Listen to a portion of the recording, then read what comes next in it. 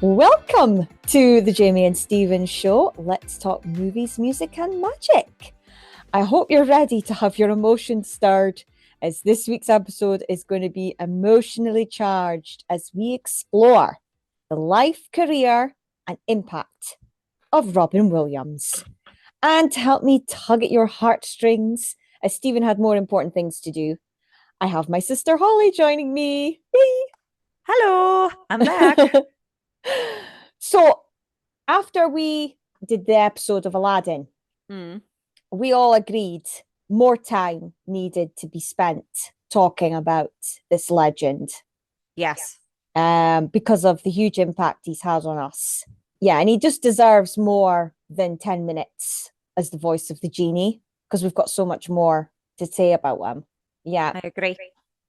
So I gave you the task of looking into his early years. So do you want to So start? I'll kick things off. I've Okay. kept it very, to the point. Uh-huh. So was quiet as a child. He was actually apparently quite overweight, and this stopped him from having friends, according to him. So it was from there that he began to sort of do voices and things to kind of entertain himself. Mm-hmm. His dad was into cars and worked for Ford and traveled all over. And his mom loved comedy. Um, he went to an all boys private school and was an athlete. And big athlete. And he loved to see his father laugh, which was not easy. And that again was sort of where this like push for comedy sort of came from. When his father was home, didn't really have much to connect with. So, they obviously spoke about cars, but he also tried to make his dad laugh. Right, okay. His dad was quite a serious character. So the family moved to San Francisco when he was 16.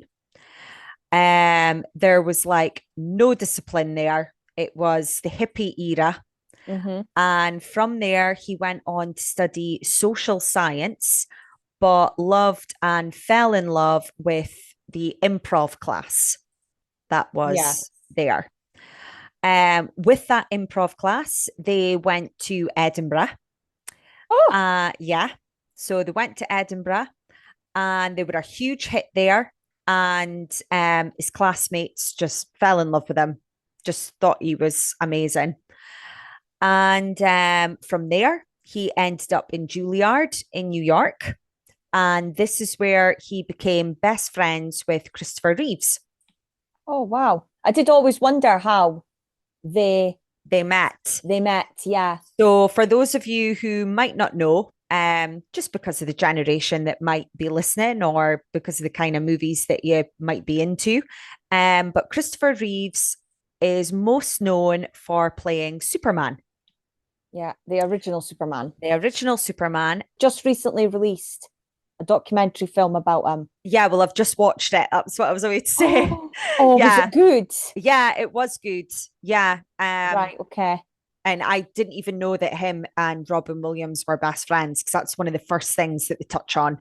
Okay. And how Robin Williams, well, I'll go back to that. But anyway, Okay. so this is where he met Christopher Reeves, who, like I Uh-huh. say, they became best friends. And Juilliard is where he learnt really to improve on his improv and his comedy. And then it was there that he started doing like club circuits. Uh-huh. From there, he went on to California, which is where his stand up really took off. And it was in California that people that were around at the time, the same time as him, trying to do the same thing, were Jay Leto. What have I written here? Can't even read my own writing. David Letterman. Sorry. Uh-huh. I was like, David Willerman? Yeah, David Letterman. And he didn't just do jokes.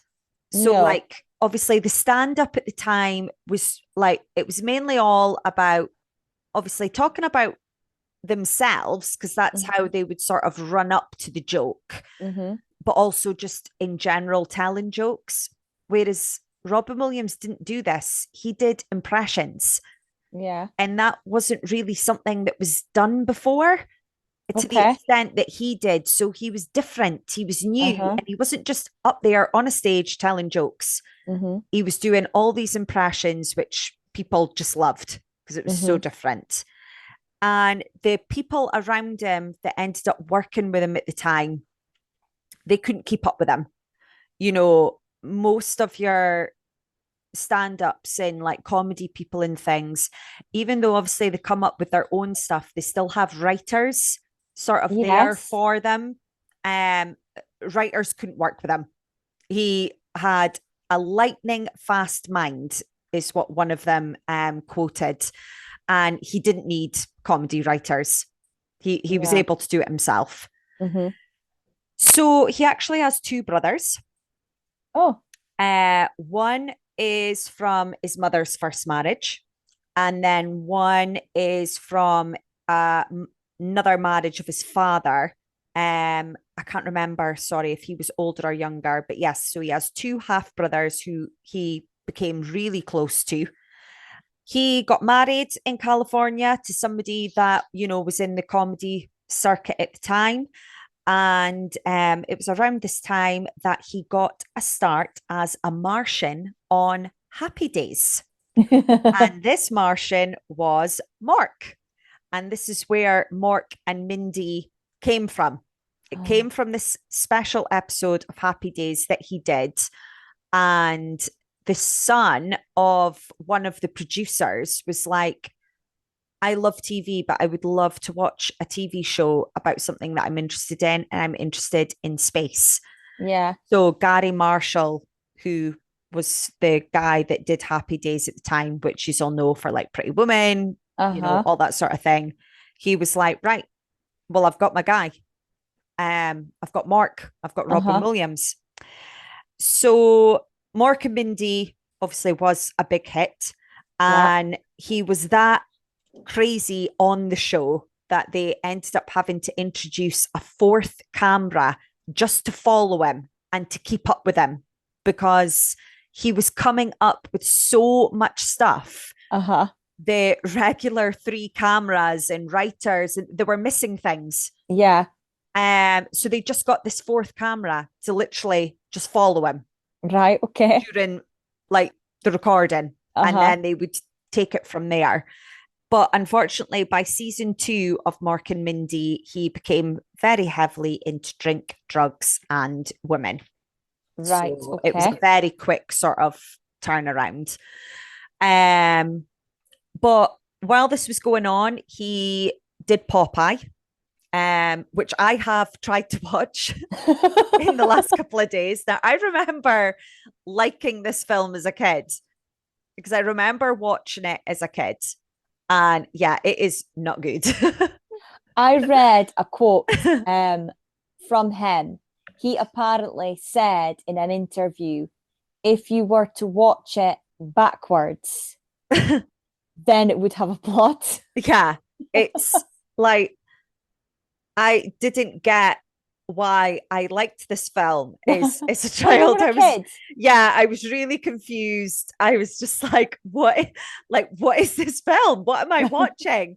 And yeah, I unfortunately couldn't make it to the end. But anyway, so yeah, did Popeye in 1980. And then unfortunately around that time, his one of his other best friends at the time, and somebody who he was around the comedy circuit with, you know, the likes of SNL and whatever, John Belushi, he died. Mm-hmm. And this had a massive effect. And it got to the point where his closest friends were that concerned about him. You know, they said, you need to change Mm-hmm. because otherwise we're worried this is going to happen to you. Yeah. So you need to clean up your act because otherwise this is all going to end. Yeah. And unfortunately, Mork and Mindy did come to an end. It got cancelled. There was a lot Mm-hmm. of controversy around everything that had happened with John Belushi, because Robin Williams was one of the last people to see him alive. Yeah. And the writers and director and producer and everything of the show, Mark and Mindy, just decided, you know what, we're just going to end this. Right. So that was that. But he was still married and they had a son called Zachary. And Christopher Reeve was made godfather. Mm-hmm. From there, he went back to just doing a stand up. He just went back to doing a stand up. He was Uh-huh. sober.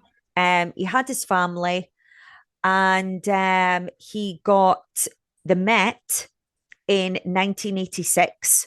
So this was his biggest stand up show to date. Wow. And it was a 2 hour show, and it had never been done before. Right. Okay. But he wanted to further his career. And unfortunately, his marriage had to come to an end because that's not what his wife wanted. Um, Okay. so, yeah, that first marriage came to an end. But very quickly, very, very quickly, he married Marcia, who Yes. was, again, there was a lot of controversy around this because she was Zachary's nanny Yes, I know. and it really didn't look good. No. But his wife actually stands, his first wife, sorry, actually stands behind him and says that, you know, it didn't happen straight away. Yes, it was somebody that he knew and it was Zachary's nanny, but yeah, she wishes that she could turn back the clock and actually, instead of just saying, you know, no comment, I have nothing to say, she wishes that she actually stood up for him and Right. Okay. said what the real story was there. But they went on to have 2 children, Zelda and Cody. Mm-hmm. And then movie roles started to take off. Yeah. So I wrote just a bit about a few. I'm Mm. not because if we went through all his movies, oh my Oh, God, well, you could make a whole podcast and I on his. haven't actually seen, I think, 3/4 of them, actually. Yeah, when I went through Oh. its list of films, I was quite surprised at how many I hadn't actually seen. Yeah, and never even 'Cause, heard of. yeah, being a fan, I thought Mm-hmm. I had seen most. Mm-hmm. But yeah, I think like you, I've only seen maybe a Oh, third. yeah. So his big break into, no, sorry, his first lead role in a movie was in 1982. And this was Garp. So the film is The World According to Garp, which this happened after Mork and Mindy. He had smaller parts through the early 80s while he was doing his stand-up. He continued to be a guest on all these shows in Mm-hmm. the 80s, including you've mentioned Letterman. So and Jay Leno. So he was always on their talk shows. So like you've got the Tonight Show and then the Late Yeah. Late Show with David Letterman. So Yeah. he was on there a lot. Yeah. So that probably, helped people remember him Mm-hmm.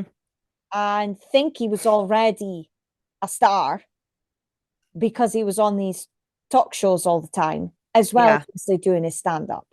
But yeah, his big break was starring as Adrian Kroner in Good Morning Vietnam in 1987, which earned him an Oscar nomination for Best Actor. So not bad. No. I know he's been around a while in regards to comedy, the comedy club circuit, but in regards of film, to go from doing Popeye Oh, God, yeah. and then a couple of years later, you're an Oscar nominated actor. That's amazing. So, for those of you who don't know, Good Morning Vietnam is set during the Vietnam War. And Robin Williams' character is a radio shock jock, it's called. Who basically they keep the troops entertained with comedy and sarcasm. And Robin Williams was allowed to play the role without a script. So he was allowed to improvise all his lines, and the cameras were allowed to keep rolling. And they managed to capture, obviously, magical moments. and every single take, they never got the same thing when they said, right, let's do another one. He did something completely different every time.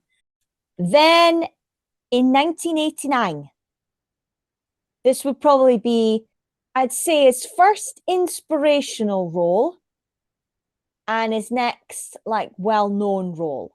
So when people talk of his career, this film is always on the list, Mm. and it's Dead Poets Society. Yeah, I have to admit, I actually watched this film for the first time not that long ago with our mother. Okay. We were having a movie night, and I was Right. like, "Oh, I've never seen that film," and she was like, "Oh, put it on. It's really, really good." I was bored. Sorry, I was bored. Yeah, Actually couldn't tell you what the film was about. I remember Uh, trying to watch it years ago and really struggling. yeah. But yeah, so this was in 1989, and he plays a private English teacher, a private school English teacher. Mhm. Um, but apparently there's an emotional scene in the finale, and that's what made the film inspirational for a generation and is part of pop culture. Similar to the role he goes on to play 10 years later Oh, what in in Good Good Will Will Hunting? Hunting. Yeah, Yeah. yeah, very similar kind of inspirational role. Yes. So another one I picked out in 1990. Now, I've only seen this film once and I would love to watch it again, but I've just not managed to find it on a streaming that we've had. Mm. And I'm sure it was with mum that I watched it. So yeah, he plays a doctor modeled after Oliver Sacks, who wrote the book The Awakenings. And the film is the same name. Now, the book is about when Oliver worked with a group of survivors of a 1920s sleepless sickness called, let me just check my notes, hold on, encephalitis lethargica. And it was an epidemic. Um, so they weren't able to move on their own for Mm. decades. And yeah, in the film, Robert De Niro stars as the patient that represents that group. And yeah, and this film earned an Oscar nomination for Best Feature Film. Yeah, I've seen this film, and yeah, it is good. Yeah. In 1992. So this takes us to Aladdin. We've already spoken about Aladdin. It was a two-parter. So if you've not yet listened to the Aladdin episodes, highly recommend because you want to hear more of us. Yeah. And yeah, we go into obviously Aladdin, and we deliberately didn't go into Robin Williams' role because we knew we wanted to do this episode. So his voice role is the genie, would become one of the most iconic characters, well, voice characters that he does. And he actually earned a special Golden Globe Award for vocal work in a motion picture for this. The reason being, he wasn't allowed to be nominated as an actor because he improvised. Yeah. Because no, that's not. Is that the because they've got to be careful about the Writers Guild thing, Yes, that's it. and that's what it's to do with. Yes. So there's rules Yeah. in regards to how actors are selected. So, Yeah. of course, obviously, he must have been put forward because as we're learning now, they are put forward by the studios. Yeah. But because of the rules, in order to be nominated, because he didn't read from a script, Yeah. he improvised all his lines. He wasn't able to be nominated for Like best actor or best supporting yes, actor. Yeah. yeah. Or even as a writer. Yes, Yeah. yeah, yeah. So because it was a voice performance and because he improvised, it wasn't written down and it wasn't a visual performance, Mm. as in you saw him. But they obviously recognized that what he did was so amazing Mm-hmm.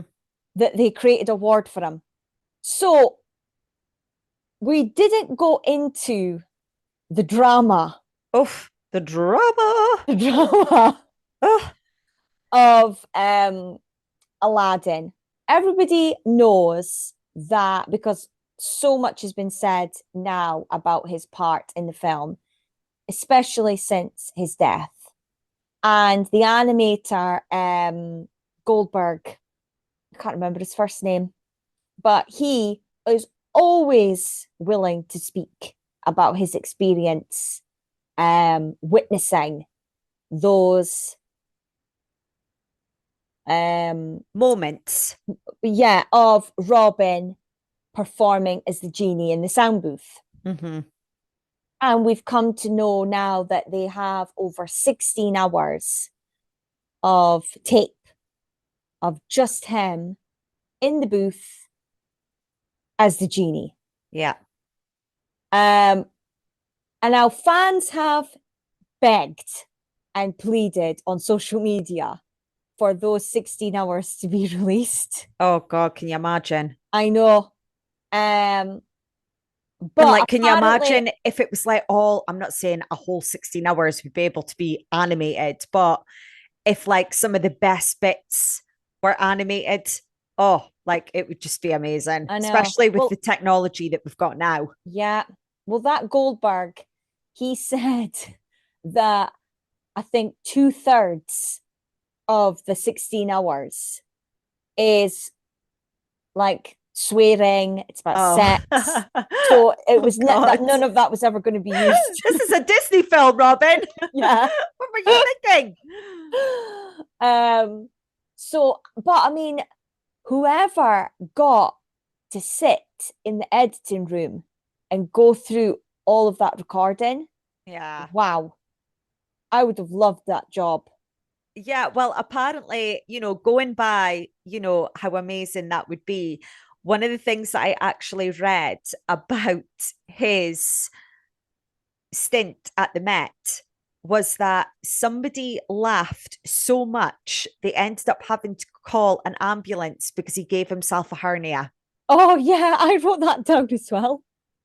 So, can you imagine what that booth must have been like? Oh, they must have been in hysterics. Oh, they will have just gotten nothing done. Yeah, Because they not only will have they been listening to it all, they would have had to have recovered from it yeah. at the same time. So yeah, No, amazing. fab. But there's this guy, Yeah. there's this So Disney guy this Disney guy, and who we aren't really big fans of. no, which I make very clear in other episodes. Yeah. And I'm just gonna say it. He's a bit of a dick. Yeah, he is. And I'm not saying that some of the choices that he made aren't good, but a lot of them, thank God there were other people in those rooms to go, no, Yeah, what are you thinking? yeah. No, you just pipe down. You just go and sit in that corner and Hmm. just be quiet. Yeah. Ugh. And the person we are talking about is Mr. Katzenberg. Yes, that Katzenberg guy. Yeah. Ugh. For those who don't know, when Robin Williams was approached to do the genie, Yeah. he was hesitant at first. We do mention in the Aladdin episode that Goldberg went away and he sketched a little short animation of the genie doing a bit from Robin's stand up Mm-hmm. and showed it to Robin Williams. And he was like, oh. Poof, what do you need? Poof, what do you need? Poof, what do you need? So, of course, he was like, oh, right, okay. Yeah, I'm loving this. Yeah. I'll But do it. he had conditions. Mm-hmm. I'll just generalize it because there's big versions and there's, to the point versions. So Mm-hmm. I'm going to try and get to the point. The point is, He took a low salary, right? Because obviously voice actors weren't paid a lot of money. So he was obviously just offered what voice actors would have gotten. He wasn't offered like millions. And he agreed that he would take the low salary as long as they didn't use the genie to advertise the film, that it wasn't the merchandise wasn't over the top. He didn't want Burger King toys and stuff like that. He didn't want any of that. He didn't want to be exploited. yeah, and he Sure, didn't he'd be want paid a Disney's tiny Aladdin amount. starring Robin Williams. That was just like a no. No, because he believed, well, if this is all I'm going to get, and it is just an animated film, you're not going to use me Mm-hmm. to make this film bigger. Mm-hmm.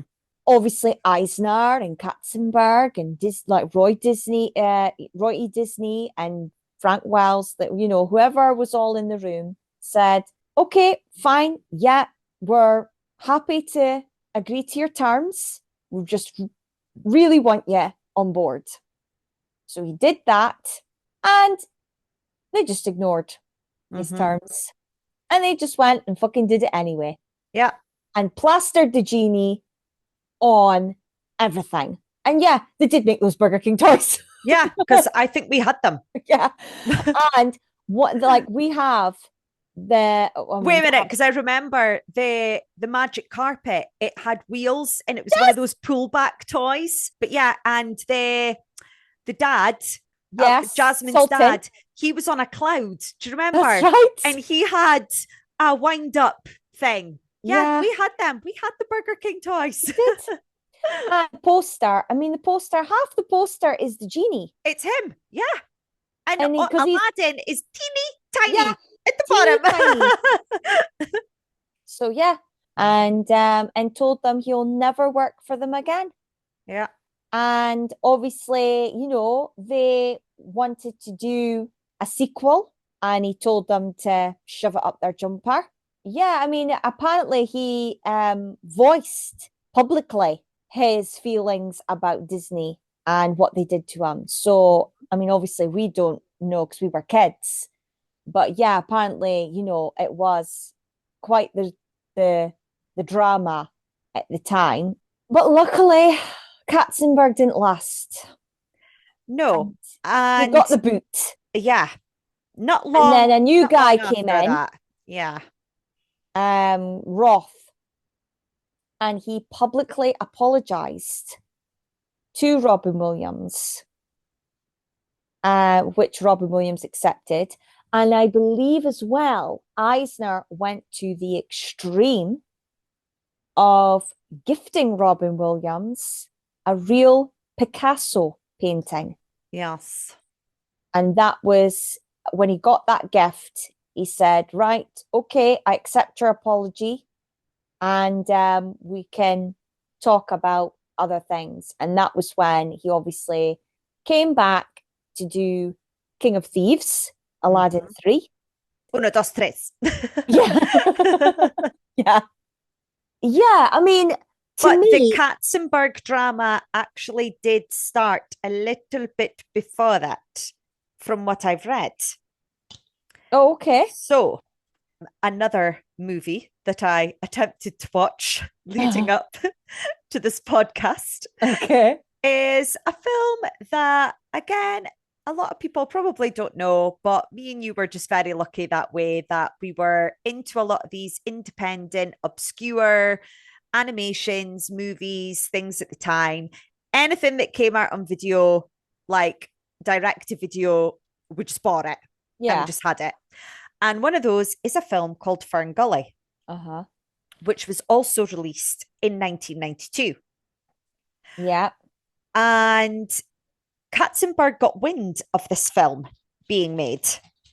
And they were already in talks, obviously, with Robin Williams to do this voice of the genie. when Katzenberg found out that he was doing a voice for this movie called Ferngully, Mm-hmm. and Katzenberg was like, "Oh, you're not doing that film," and Robin Williams was like, yeah, I am."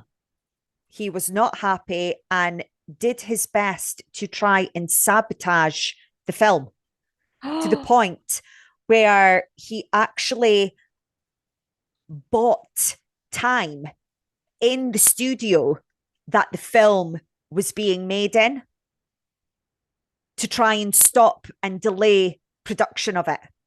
Oh my Like, that's God. how bad it was. Yeah. And I mean, I'm not saying that, Frank Gully's not a good film. Yes, I have struggled to watch it this week. And I remember loving it as a kid. And I Uh-huh. didn't actually realize how early in the film Batty, who Robin Williams plays, actually comes into it. I Yeah. thought he came into it like halfway through, but no, he's literally in it in like within the first 5 minutes Uh-huh. and sings his rap Yeah. like straight away. My name is Betty. Like, so good. But yeah, so this actually started like early 91. This Oh, rift, this ruckus, yeah. ruffling feathers and being a DICK. Oh, yeah. Major dick. Oh, but yeah, moving on from that. Yes. So yeah, that is the drama. When obviously I was looking at his career, and obviously we get to Aladdin. Um, and it, like we said earlier, it dawned on me, oh, I've not seen as many of his work as, Mm-hmm. as much as I thought. And then I realized that the majority of what I've seen of him is during a certain period. Yes, And like Disney, Robin Williams has a Renaissance he era as does. or maybe not a you might not call it a Renaissance because it's not like he had, a bad era or anything, but let's say this is his peak era. Yeah, And it runs alongside Disney's. yeah, Because if you think about it, Good Morning Vietnam, right, was 87, and Oliver and Company was 88. Now, me and Steve have always said that on paper, The Little Mermaid is classed as the first in the Renaissance, but we believe that Oliver and Company should have been the official one because yeah, I that is agree. really the beginning of Disney doing hit after hit after hit. Mm-hmm. Apart from Down Under. Oh, yeah, but that was Just, Katzenberg. yeah, oh, That was Katzenberg. That was his fault. If we just take it from Dead Poets Society, right? I uh-huh. wrote down all, now not every single role, but Oh, all the big ones in the next 10 years. So you've got Dead Poets Society, The Awakenings in 1990, The Fisher King in 1991, Hook 1991, Ferngully and Aladdin and Toys in 1992, Mrs. Doubtfire in 1993, Jumanji 1995, The Birdcage and Jack and Aladdin 3 in 1996, Flubber and Good Will Hunting in 1997, Patch Adams in 1998, and Bicentennial Man in 1999. yeah. Now that's just the blockbusters. That's not including all the little bit parts that he had done and all the maybe not so blockbuster hits, but that were still good for, that still were enjoyed by other fans. Yeah, I mean, I remember 9 months being quite a biggie with Yes, with um Hugh Grant. with Hugh Grant because I Yeah, think he's the doctor he is. in that. Yeah. And then Jack, Yeah, I mentioned you Jack. mentioned Jack, Yeah. sorry. And I've never seen Hamlet, but I know You have. I have. I just can't You have. Mum remember. had it on video because that's Kenneth Branagh and Kate Winslet. Right. And Yeah, then there Mum was had it that on video. that Father's Day, which I kind of remember because him and Billy Crystal obviously do that sneak appearance in Friends Yes. for that.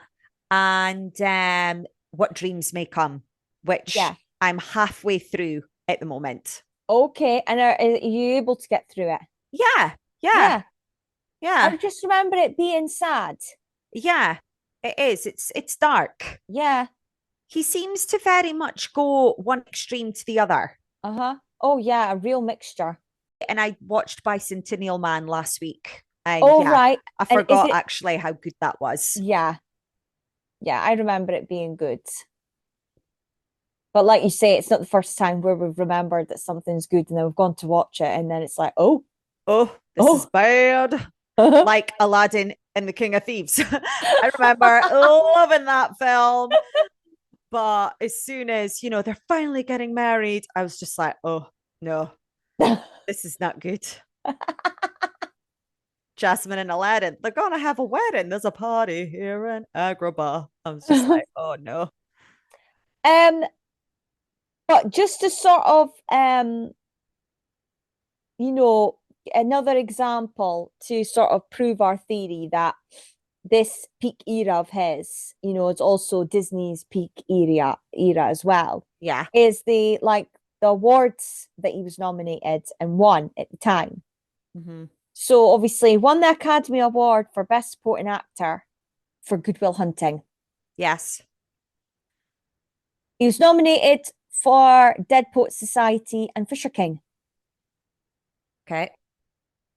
And yeah, apparently when he won the award for Good Will Hunting, he sent his German dub a mini Oscar with a note that said, "Thank you for making me famous in Germany." Oh, bless him. um, so yeah, Good Will Hunting, I have tried to watch several times. It's one of those movies I want to like so much because it's now up there when people talk about Robin Williams. Um, this one is always mentioned, Yeah. and I really wish I liked it, but I don't. Yeah. No. Can't get through it. I really find it difficult, not because of him or his performance, but it's because I don't like the other characters Yeah. and I don't like the story. I find it a bit boring. And because he's just a supporting role, trying to force myself to get through the film just to see his bits, I've just not managed to do it. I think apart from, I think when it first came out, I think I must have seen it to the end, although I don't remember the end. But Mm-hmm. since then, I've never been able to watch it all the way through. I've always ended up switching it off. But He's amazing in all the films that he's in. It's just not all the films are to my taste. no, and That's this is that's an what the issue example. This is. is an Yeah. example. So glad he won the Oscar. Okay, I wished it was for a film that I enjoyed. Mm-hmm. But I'm still glad he's got one. Yeah. And I like that he branched out and was able to branch out. He clearly wasn't typecast no. as this family comedy actor, which is Mhm. what I enjoy him as. Yeah. That's the films I enjoy. Yeah, that's what we grew up on. So I thought I would mention roles that he had been considered for. Um, there wasn't a lot. There was only, I think, 8, and I've only written down 4 because these are Okay. movies that I actually know and All that I've right. seen. Okay. The other 4 I'd never heard of, never seen them, whatever. But yeah, there was literally like 7 or 8. Okay. So, the Riddler in Batman Forever, which went to Yeah. Jim Carrey in the end. Uh-huh. He was a huge fan of Jack Nicholson's The Joker, and that was a role that he was quite interested in possibly pursuing, but obviously didn't in the end. Well, I've got a story about that, Mm. about the Joker. Um, So this was during again. So this is like because obviously the Batman came out in 1989, Yeah. right? Which was when Jack Nicholson played the Joker. Mm-hmm. So this was before um Genie, Hook, and Yeah. all that. And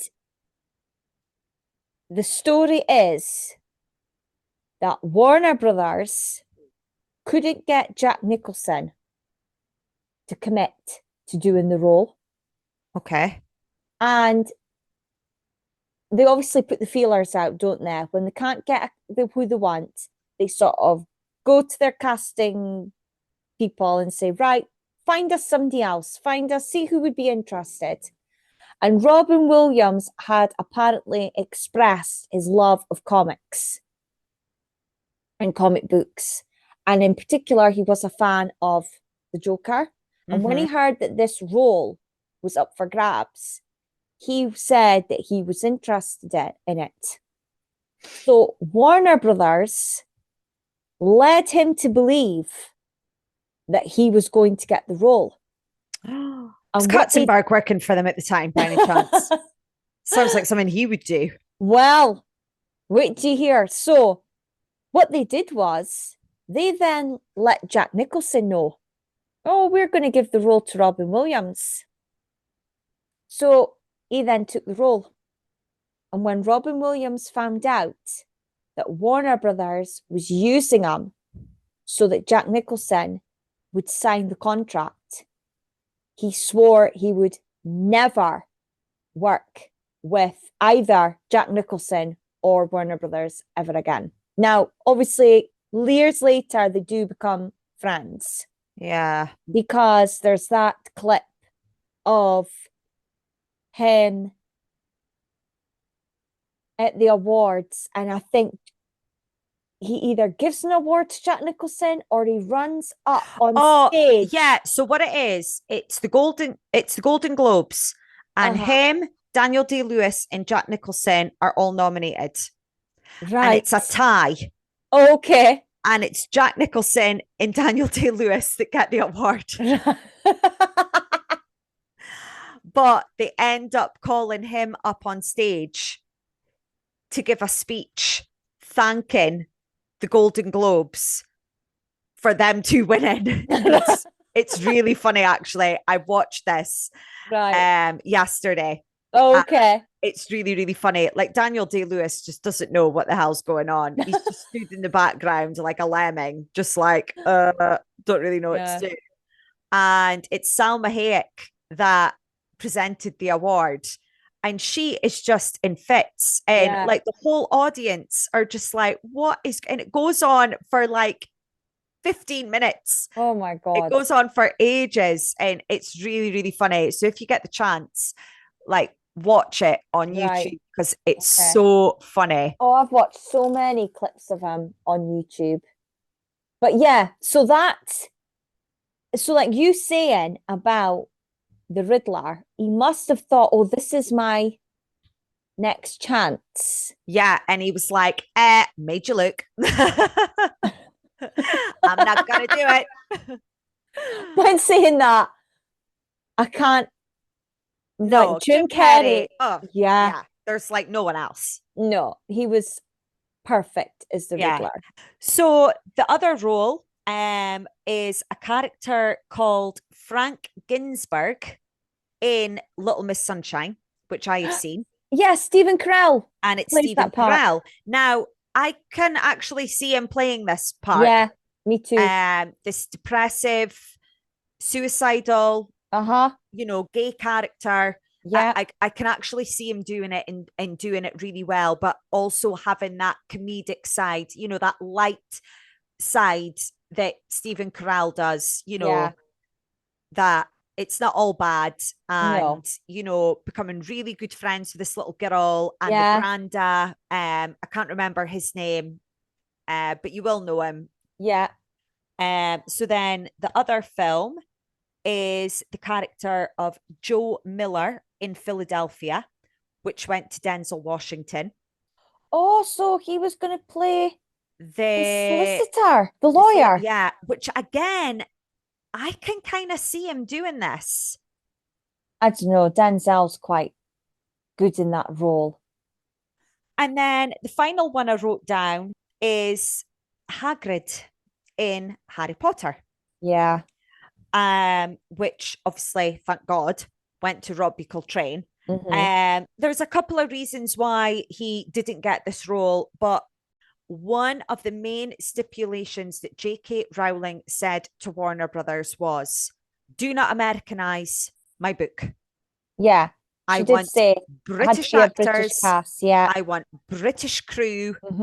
You know, this is, and don't even think about filming any of it in America. No. It gets filmed here. Yeah. Which was And good. yeah. So yeah. But like I say, there was like three or four others, but it was films Hmm. I didn't know, and it was films that I hadn't seen. So Hmm. I didn't Yeah. put I them. mean, I read that he was supposed to get a part on Star Trek Generation. Mm-hmm. Um, but due to Hook, the filming of Hook, he wasn't able to. Um, which I found funny when I read it because obviously we've mentioned in earlier podcasts about how Patrick Stewart tried so many times Don't. to do voice roles for Disney, but the Star Trek people, We're like, no, yeah, weren't allowing it or wasn't fitting can't have around his Patrick. He's too schedule. busy on the Yes. Enterprise. Not got time to voice characters. There was a few things that I read about him as a person that I wanted to share, rather than go, you know, all the way through his career. That Mm, just to give, those that are listening an idea of why he means so much to us and to so many other people. So yeah, like you mentioned earlier about Christopher Reeves, yeah. and it obviously we want people to read Christopher Reeve's story or watch the film, so I'm not going to get into too much detail, but he had a horse riding accident that unfortunately paralyzed him. When he had the accident, Robin Williams came and visited him in the hospital a week after it happened. But um, he was dressed from head to toe in scrubs, spoke with a Russian accent, and had a surgical mask on. He was acting as if he was a real doctor and did a bunch of wacky antics. And after he took his mask off, Reeves apparently stated that that was the first time he'd laughed since the accident. So for a week, which obviously you would not be laughing after that. No, it was a Uh, really bad time. yeah. And then thankfully his best friend came and did that to him. And when I read it, I was like, oh my God, especially because of the Patch Adams film Mm-hmm. and how his character is in that. He must have believed the same, that laughter is the best medicine. Mm-hmm. And maybe that was the only way he could maybe initially sort of break the ice by first seeing his friend in the state that he was, you know, and rather than going in there and saying, "Oh, I'm so sorry this has happened to you," he went the opposite and pretended to be this Russian doctor. I mean, So Robin. I know, so Robin. Yeah. Continuing the making people happy. Now, there's different versions of this story because some people say it was during the making of films and whatnot, but I'm not going to specify what films Robin Williams was working on at the time. Okay. But Steven Spielberg frequently rang him up during the making of Schindler's List. So when he was filming that film, Now, it Yeah. came out in 1993. Some people say it was during when he did the voice work for the genie, Okay. because it was the genie's character that he often played with when he did the phone calls Okay. for the cast and crew. All I can say is it was during the making of Schindler's List, which was a horrific story, Uh-huh. um, and a brilliant film, and very dark, very sad. And yeah, of course, the crew and cast would have been, really, We would have had days where they were really down because yeah, it's just not a nice film. yeah, no. Like Although the it's story needs to be told and it yeah, needs to be seen, it's hard um, going. oh, heartbreaking I mean, film, it's like horrific, 3.5 hours long. yeah. And because obviously their friendship from making Hook, Hmm. Stephen must have felt very comfortable ringing him up and saying, "Oh, Robin, I need your help." Yeah. And yeah, and he would put him on speakerphone and he would tell jokes to try and cheer them up. And yeah, often he used the genie character.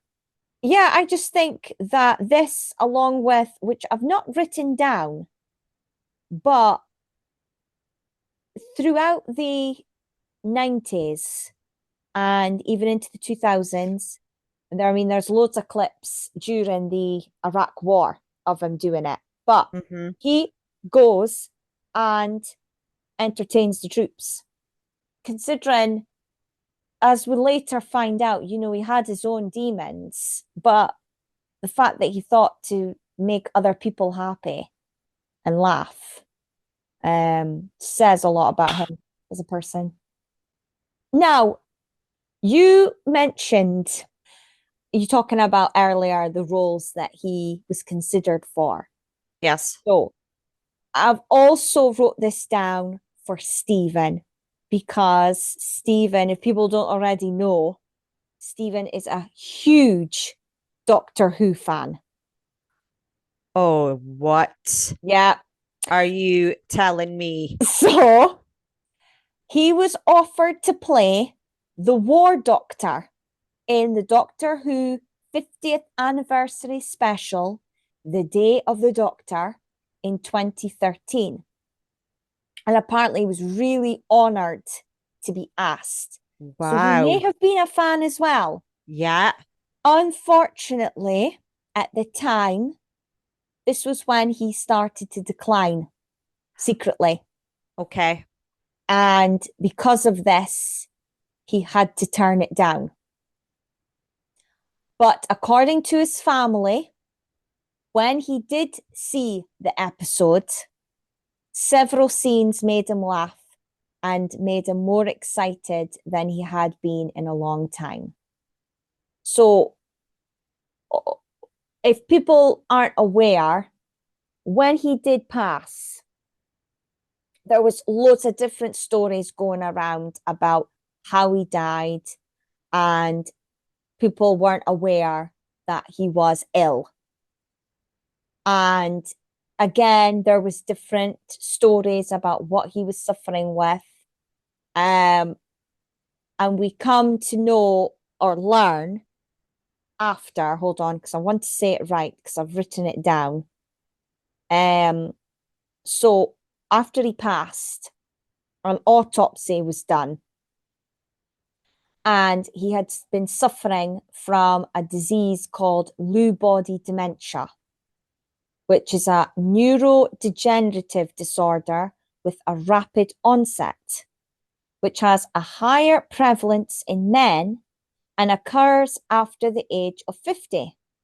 It is often mistaken for Parkinson's or Alzheimer's disease. Symptoms can include difficulty with alertness, hallucinations, slowing of movement, difficulty walking, and rigidity. Restlessness during sleep and mood changes like depression are also common. Um, and since they've now discovered that this is what he had, um, the people that saw him in the last few months or the last people that worked with him have come forward and says, "Oh well, yeah, this is how he was acting." We got the stories from Night in the Museum 3. Mm-hmm. Apparently, he really struggled on that set, really struggled. But the director did everything he could to make it as easy as possible, and didn't make it difficult for him because you could clearly see he was ill. But obviously, we as an audience weren't aware because we didn't get this information until he died. Mm-hmm. So yeah, Stephen, to think Robin Williams was nearly on Doctor Who. Can't That's believe that. mad. Can't believe that. And then the last thing I wanted to say, which gets back to the drama Oh, of the genie.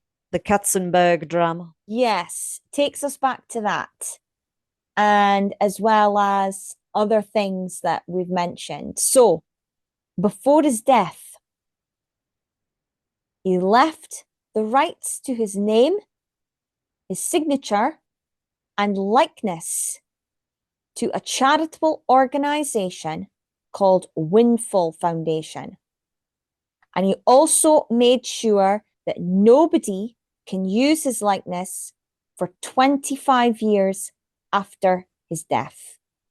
Wow. And I think that goes back to Yeah. his issues with him being used to make money. So before we finish, we thought we'd let the listeners know our top 5 Yes. Robin Williams films. So yeah. So do you want to go first? Yeah. My top 5, obviously, number 1, it took. And it's actually, I think, my favorite film of all time. Like, Oh, okay. yeah, I think I've got Hook on, I'd say once every couple of weeks. Uh-huh. I've just got it on. I love it Yeah. from start to finish. I know the film word for word. Bangarang, Rufio. Yeah, love it. Number 2 is The Birdcage. This film still to this day is rated an 18. I know, and it shouldn't be. I do not understand how it's rated an 18 No. because I remember watching this film when it came out, and I Mm-hmm. would have been 5, 6, Mm-hmm. and loving it, Yeah. and recognizing the voices and being Uh-huh. like, oh, isn't that the guy that does the voice of the genie? Yeah. And isn't that the guy that does the voice of Timon? Yeah.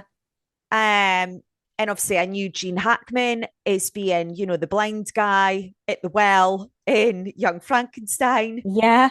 And we knew Callista Flockhart, even though I think that was the first thing we saw in.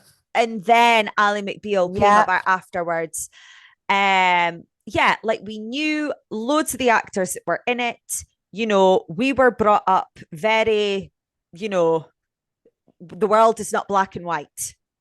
It's full of rainbows and unicorns, and sometimes men love women, sometimes men love men.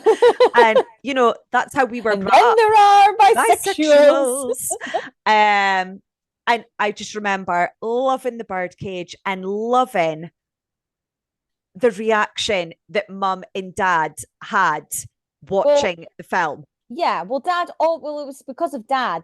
Yeah, He'd seen the film on the plane, on an airplane, and he said he nearly fell out of his seat laughing. and was And like, he said we to need Mum, to get because this film. he couldn't remember the name of the film, Yeah, and he described the film to Mum. So Mum kept an eye out for a film with Robin Williams and Gene Hackman. yeah. And when she saw the title, she knew that it was a French film before. Called Casual Falls. Yeah. And yeah, I mean, the thing is, we were lucky in the sense that mum and dad's view was, as long as it wasn't a horror Yeah, or children being raped, we could yeah, watch it. yeah, yeah. That And was their view. yeah, So that we didn't get nightmares or was disturbed, uh-huh. then we were allowed to watch it. Brilliant film, hilarious as fuck from start to finish. Yeah, The costumes, the music, yeah, like it's just everything. Even the opening scene I coming along the know. water, it's Yeah, just a brilliant film. Miami And Beach. so underrated. Like, Yeah, where were the awards? I know. Where what like and like I say, definitely needs to be reassessed as far as an age limit being put on Yeah, it. That's a joke. and I think as well, us mentioning it, I need to point out that the day that we're recording this, sadly, Gene Hackman passed away Yeah. along with his wife and their dog. And He was oh, 95. yeah, and he did retire in 2004, which was only 8 years after the birdcage. And only earlier today I was speaking with Ben's mom, and like we were talking about the films that he was in that we liked, and this we both said Yeah. this film. The birdcage. Yeah, because he is so funny Oh, playing this straight, again, a straight character. yeah. He's not telling jokes. It's his character is so funny. Because he's so against everything that Robin Williams and Albert's characters are, Yeah, and doesn't realize the setting that he's yeah, actually in. I know. And it's so funny. Yeah, It's so, and I feel it's still relatable now yes, because that is what the American politician, that's what they are. I They're know. him. Yeah. Anyway, Right. Number three. number three is Mrs. Doubtfire. Yeah. Again, I have such fond memories of this film. Yeah. It's just brilliant from start to finish. And as well, so relevant, I feel, to now. I'm not Uh-huh. saying that everyone's dad gets divorced and then decides to dress up as a woman and pretend to be a nanny.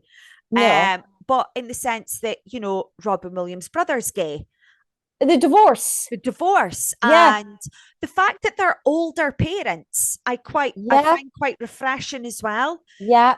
I feel we went through this era where all these parents were, it wasn't believable. What are you, 20? And you've got Yeah. a 15-year-old? Please, Yeah. come on. They were actually, they'd hired actors that were of the right age. Mm-hmm. It was a believable story. The dad's rights were being taken away. Having to start not only your life over again, but your career again Yeah. Yeah. at the age that he was. Uh-huh. Love all the stand up in it. That's another film where he got so carried away, throughout the movie, the extra footage that is available. I can't even imagine what it's like. Yeah, I mean, the director himself, that Christopher Columbus, he says he's got all the original footage. Yeah. And he says that if you put in all the bits, he's got like over 4 hours worth or something Yeah. of or 8 hours worth. And like again, fans have said, give us more. Mm-hmm. But again, it's going back to it must be because of the thing that he's signed had Yeah. for his death. Yeah. Can't use my likeness until 25 years. Yeah. Because I know that Disney had to ask the family when they did the 100-year short. Oh, yes, of course. They had to get permission. Yeah. That That's scene where he's basically with going Lola, against what he's asked. Ooh. and they agreed. They said, no, Okay. Dad would like this. We're So happy to let this one, but that's it. yeah. But yeah, love Mrs. Doubtfire. And funnily enough, I've actually got Comic Con this Sunday in Aberdeen, Okay. and Mara Wilson is there. Oh my God. Yeah, so she's there for both days. She's there for the Saturday and the Sunday. Okay. And on the Sunday, she'll be doing her talk. So I've got the lanyard to go in to the talk, Oh, fab. and I'll be able to, put my hand up and ask a question. Have you thought about your question? Yeah, well, I'm going to obviously plug the podcast. I'm going to be like, look, by the way, read your bio, love you, love everything about you, want to wear you for Halloween. But I'm kind of part of this podcast. And we've just done Aladdin and we've just done an episode about Robin Williams. I've, like I say, I've read your book and I've listened to other podcast episodes you've been on, but you've never really went into a lot of detail about your time working with Robin Williams. She's always touched more on Matilda. Okay. Matilda's the main film she talks about in her book. Any podcast she does, it's Matilda. Oh, right. Okay. So I'll basically just say to her, for those Jamie and Stephen show movie music and magic fans, do you have any comments on your time working with, the famous Robin Williams, who and see what she says. Because a little thing that I did read is so her mum became ill with cancer during Mrs. Doubtfire. And then she passed away halfway through, well, almost to the end of Matilda. Oh my God. So her mum had been diagnosed with cancer and was dying of cancer during Mrs. Doubtfire. And obviously, the cast and crew were aware of this. I think she was only like 5 or 6 at the time. Mhm. And Robin Williams, she says how amazing he was and how he made her laugh and, used to give her cuddles. And, he was great at taking our mind off of, obviously the fact that she was clearly going to be losing her mum. Um, Yeah, because apparently he kept in touch with all three children for yeah, years. I think up to a sort of a certain extent. Yeah, I think they did sort of keep in touch, and Yeah. I, again, only have lovely things to say about him. I have watched the Mrs. Doubtfire reunion episode, which would have been last year, 2 years ago. It would have Uh-huh. been the 30th anniversary of the Yeah. film. Mm-hmm. And it's the three kids and Pierce Brosnan all around the Okay. table. And yeah, obviously they talk about Robin Williams and, the first time that they saw him dressed up as Miss Doubtfire, the scene where the teeth fall into the glass. Apparently, none of them were expecting that. And, Yeah. there's so much in the film that you see their reaction, and that is a genuine reaction Uh-huh. because they are, when he gets hit on the back of the head, when Pierce Brosnan gets hit on the back of the head with a lime and Yes. he turns around, he's like, I did not know that was going to happen. Yeah. Just, But yeah, he says, "Oh, brilliant. a runaway fruiting or Yeah, something. Run by yeah, fruiting." like just everything. Yeah. So, yeah, one hook, two the birdcage, three Mrs. Doubtfire, four is Aladdin. Okay. Yeah, Yeah. I was torn between Aladdin and Ferngully, and I was like, I'll pick Aladdin. Yeah. No, it is Aladdin, but Ferngully's not in the top five. Sorry, No. Ferngully. Yeah, as I've already said in the podcast, I have nothing bad to say about that film. I think I No. gave it a five. I think I gave Yeah, it a we five. did. Yeah. He's amazing from start to finish, all his ad libbing. And then number five, just again, because I have such fond memories of this film and loving it, but also at the same time, I remember being a little bit scared of the film. Um, Jumanji. Okay. Yeah. Yeah. Love Jumanji. Mm-hmm. Funny, but at the same time, I think it was kind of the first sort of quite serious role I remember of him because there is parts of the film that's obviously quite serious and quite sad as well. Yeah. Yeah, and again, all these actors and actresses that are in the film that we knew, Uh-huh. and yeah, we watched it on Matt's birthday a couple of weeks ago. And even though, yeah, the graphics maybe aren't that great, I think the movie still stands. I think Yeah. it's still, I hate the sequels. I hate them. I can't even, I just like, they make me want to vomit in my mouth. I just can't bear it. Why does, don't get me wrong, Dwayne Johnson, love you, love everything about you. Like Mara Wilson, I want to wear you for Halloween, but like, go away and like, do your own stuff. Yeah. Leave Jumanji alone. That's not your film. Mm. And I just don't feel why him and Kevin Hart and Jack Black felt that they needed to do this. If I was them, I'd have been the bigger person and just been like, no, what are you even thinking? I None know, of but this makes sense. they were hits. Oh, I no. mean, they made two. Ugh. So, But yeah, so that's my top five: Hook, The Birdcage, Mrs. Doubtfire, Aladdin, and Jumanji. was I was that trying your to do drum I roll? was trying to do the drum. That's what used to scare me. Oh, the drum. Yeah, Yes. it was the drum that Yeah. used to scare me. And I remember Yeah. like Richard used to do it.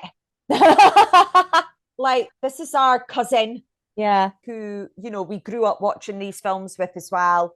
Hook is definitely in his top five of Mm. favorite films. I know that for a fact. But yeah, he used to do that drumming noise in Yeah. like on purpose Mm. just to freak me out. Mm-hmm. And like the bit with the big spiders, I remember not liking that bit. Yeah. And like right at the beginning when he actually gets sucked into the game, Yeah. I remember that being so scary. Yeah. Yeah. And never seeing anything like that before. Whereas Mm-hmm. now we're watching it and we're being like, oh my God, that's like so bad. Yeah.